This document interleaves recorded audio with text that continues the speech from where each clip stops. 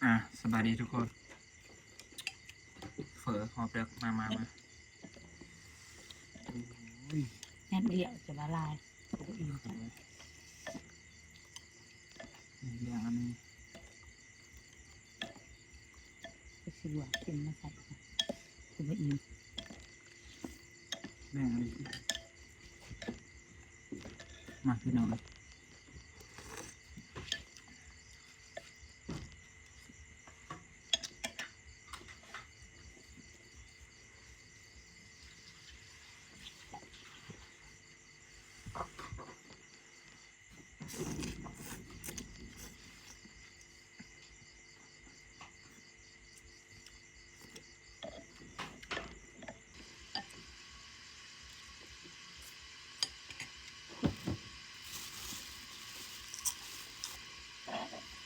เขาจึงกำลังขึ้นพักนิดเดียวเสร็จจ้ะนี่น้ำมาจ่าย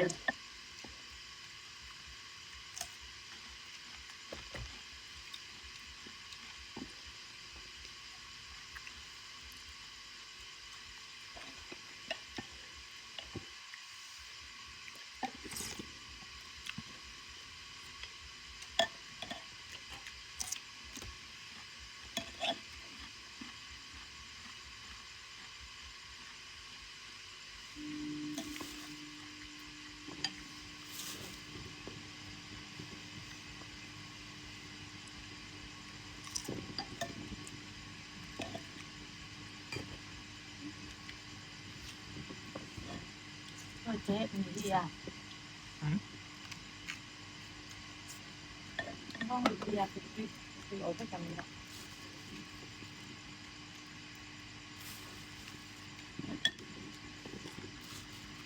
เจ็บแรง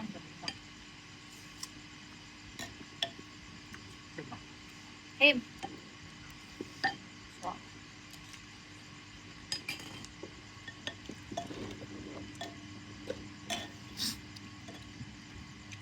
จะไปเลยปาร์กยังเขาเลยไม่เขาเรียนแน่นอนจ้ะบอกเลยภาพนี้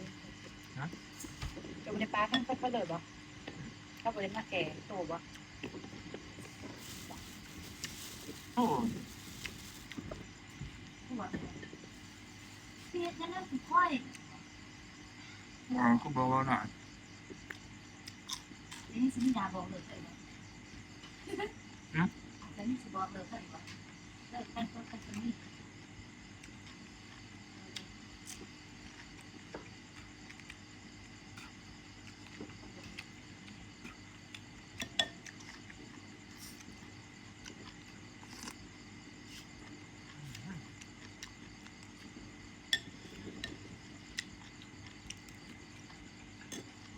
เราไม่มาก่อน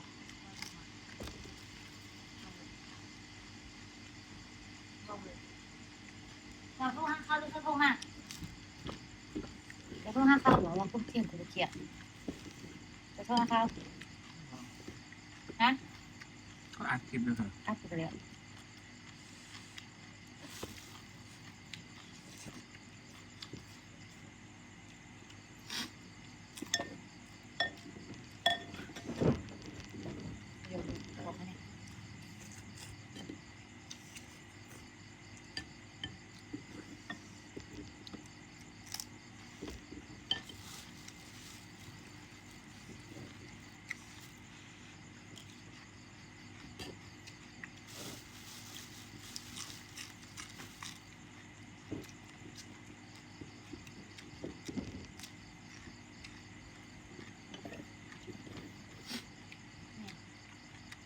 ถ้าเป็นอ่านกับใครจะแกะค่ะจองผัก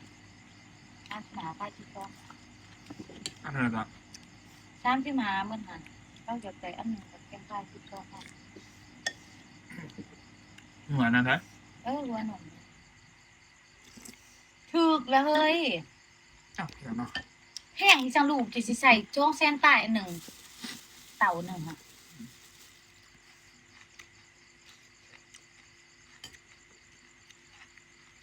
ที่ปลายทำจริงที่ปลายทำอยู่แบบที่นี่อีกอ่ะที่ปลายทำคือมันเป็นสัญญาตัด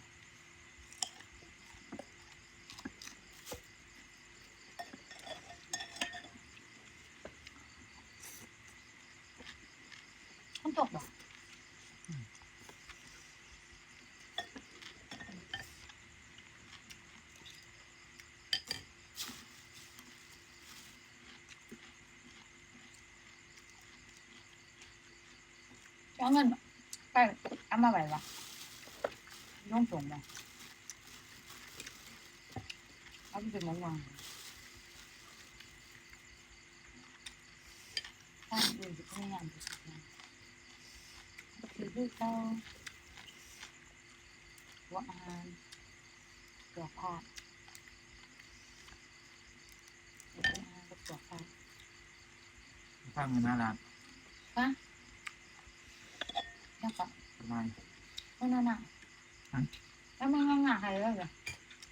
ขายปลาไผ่ข้างๆแบบตัวพวกนั้นถือว่า ใครมาฝากคือ ข้างๆแบบข้างๆมันก็มาฝากซื้อให้ละ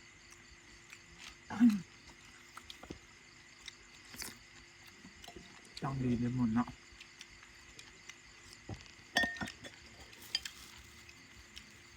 เพราะว่าจะพิมพ์บ่นะว่าจะอ้วนจะพิมพ์เพราะว่าอ้วนจะพิมพ์บ่คันตาไปอยากซื้อบ่มันให้เขาเองจะพิมพ์สิใส่แล้วเงินดูนิเทลจะพิมพ์ยังใส่เลือดนะ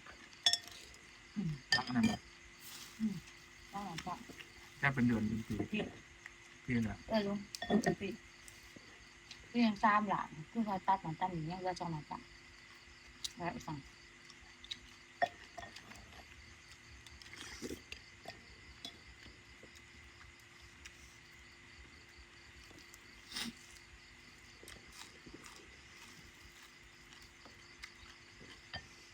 ได้ชัญญาปะ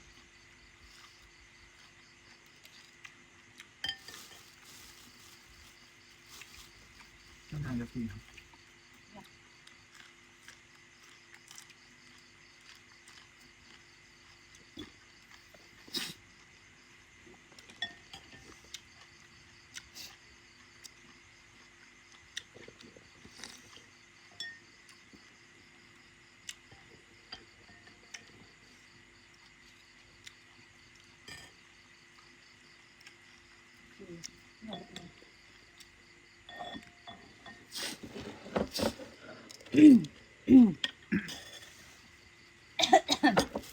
น้ำบัวเจือเนี่ยน้ำมันสิมืดแล้วเขาไปกินเขาเลยกินน้ำบัวเจือคือบริสุทธิ์เมื่อนักออกไปจะได้